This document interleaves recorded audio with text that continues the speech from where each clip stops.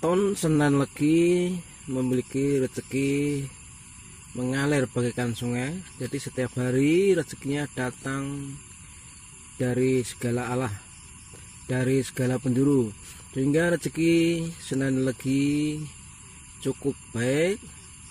Dan Senen Legi memiliki tabungan sehingga segala hal yang akan dia inginkan, akan dia miliki, bisa tercapai.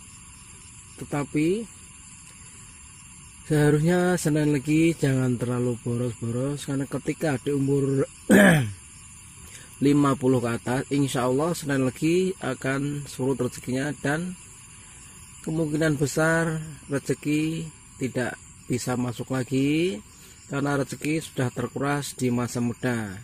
Karena itu saya sarankan untuk kelahiran Senen Legi, berhati-hatilah, jaga kesehatan.